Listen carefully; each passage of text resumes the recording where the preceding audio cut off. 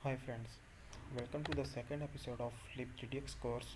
इस कोर्स के अंदर हम देखेंगे कि हमारे पास लिपजीडीएक्स का बेसिक स्ट्रक्चर क्या होता है और इसके प्रोजेक्ट को हम किस तरह रन कर सकते हैं और इसके अंदर जो मुख्तलिफ लिपजीडीएक्स स्पेसिफिक टर्म्स हैं वो कौन कौन सी हैं।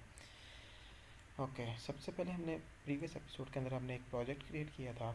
इस प्रोजेक्ट को हमने एक पैकेज नेम दिया था, उसके बाद हमने इसका गेम क्लास नेम दी थी और उसके बाद इसकी डेस्टिनेशन और एंड्रॉयड एस टी के पाथ वगैरह हमने सेट करने के बाद इसको जनरेट किया था और हमारा प्रोजेक्ट एक सक्सेसफुली क्रिएट हो गया था।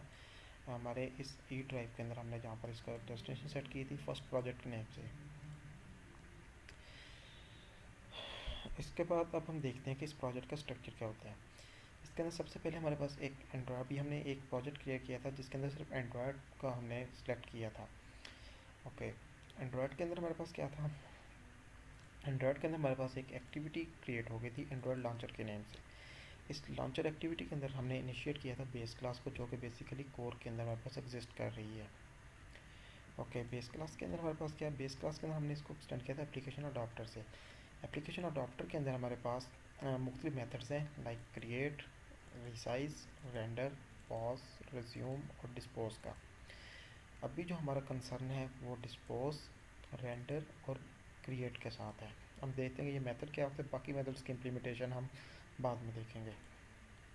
ओके, जैसे ही हमारी कॉल यहाँ से एंड्रॉयड लॉन्चर एक्टिविटी से बेस क्लास की तरफ मूव हुई, इस कॉल के साथ सबसे पहले जो मेथड कॉल होगा वो क्रिएट का होगा।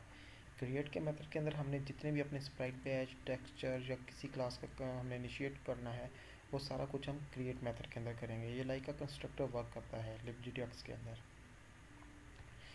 ओके, इसके बाद हमारे पास आता है रेंडर। रेंडर का method like an update method होता है जो कि पर फ्रेम कॉल होता है। हर फ्रेम के साथ ये मेथड कॉल होता है और इसके कॉल होने के बाद इसके अंदर जितना भी कोड होता है वो एग्जीक्यूट होता है।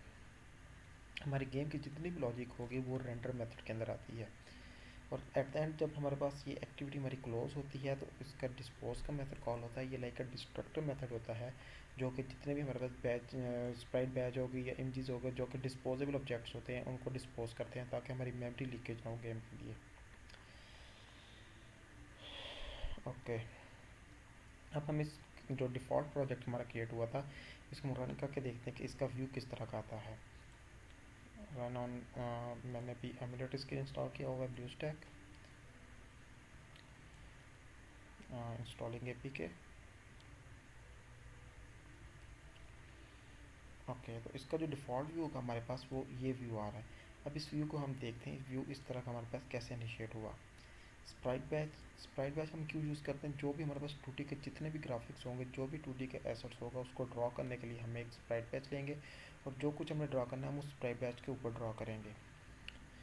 ओके, स्प्राइट बैच को हमने सबसे पहले इसका कंस्ट्रक्टर बनाया, इसको इनिशिएट किया। इनिशिएट करने के बाद हमने एक टेक्सचर लिया। टेक्सचर किस लिए लिया, टेक्सचर जो हमने इसके ऊपर टेक्सचर फॉर्म में जो चीज़ इसके ऊपर शो करवानी है।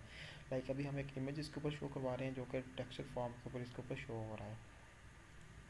इसको हमने इनिशिएट किया। इनिशिएट करने के बाद इसको हमने दे दिया हमारे पास जो इमेज पड़ा हुआ है। ये इमेज हमारा कहाँ पर बेसिकली पड़ा हुआ है, ये एंड्रॉयड के अंदर हमारे पास जो एसेट्स का फोल्डर है इसके अंदर ये हमारे पास इमेज पड़ा हुआ है badlogics.jpg के नाम से। ओके, यहाँ तक ये दोनों चीज़ें हमारी इनिशिएट हो गई। उसके बाद हमने इसको यूज़ करना है गेम के लिए। गेम के लिए सबसे पहले हमने गेट क्लियर कलर किया। क्लियर कलर करने के बाद हमने बैच को बिगन किया, क्योंकि हमने जो भी चीज़ ड्रॉ करनी है वो बैच के ऊपर करनी है। बैच एक दफ़ा बिगन होगा उसके बाद बैच एंड हो जाएगा। अगर हम बैच को बिगन करते हैं और एंड नहीं करते तो ये एक्सेप्शन थ्रो करेगा। तो अगर जैसे बैच बिगन होगा तो इसका एंड करना लाजमी है। बैच बिगन हुआ, बिगन होने के बाद हमने बैच के ऊपर ड्रॉ किया अपना इमेज और इसकी पोजीशन सेट कर दी। ये इसकी एक्स वाई पोजीशन है, ये एक्स पोजीशन है और ये वाई पोजीशन है। ओके, अभी हमने एक्स वाई 0 0 सेट किया था, that's why it is showing on 0 0 position. This one is 0 0। उसके बाद बैच को एंड कर दिया। अगर हम इसकी पोजीशन को चेंज करते हैं, लाइक मैं इसकी पोजीशन कर देता हूँ 100x एंड 150y। ओके, अब इसको हम दोबारा रन करते हैं तो ये अपनी पोजीशन को अपडेट कर लेगा। Installing epic. ओके, ये इसकी पोजीशन अपडेट होगी। ये हमारे पास इसकी एक्स पोजीशन डिस्टेंस है 100 और वाई पोजीशन का डिस्टेंस इसने लिया 150 पिक्सल और इसकी जो डिफ़ॉल्ट पोजीशन बनी इसने अपनी पोजीशन को वहाँ पे एडजस्ट कर लिया।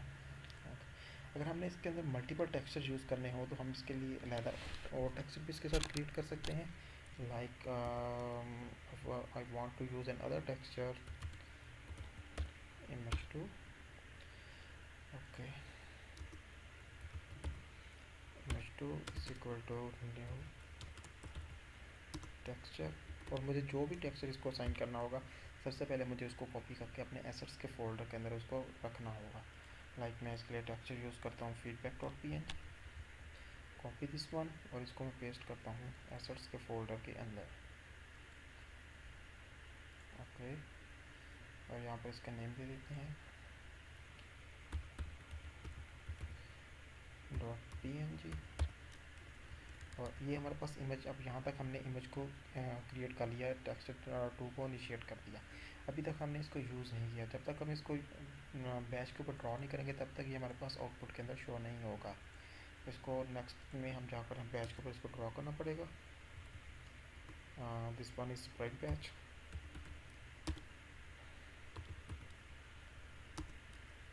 और इसकी पोजीशन हम कर देते हैं 500 बाई 500। इसको दोबारा रन करते हैं और देखते हैं कि हमारा इमेज व्यू में ऐड हुआ कि नहीं हुआ।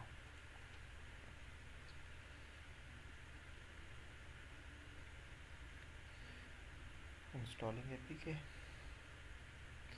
और ये हमारा इमेज हमने 500 बाई 500 उसकी पोजीशन सेट की थी और ये हमारा दूसरा इमेज इसके ऊपर ऐड हो गया।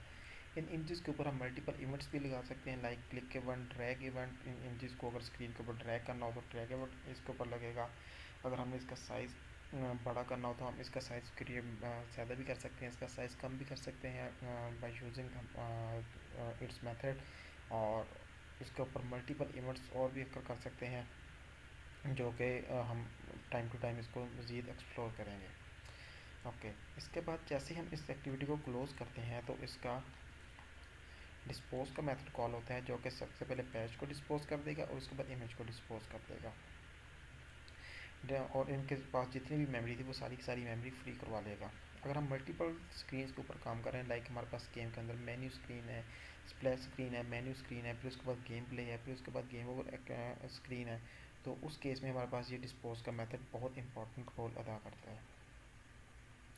इसी के साथ ही आज का लेक्चर ख़त्म हुआ। Keep watching and subscribing my channel.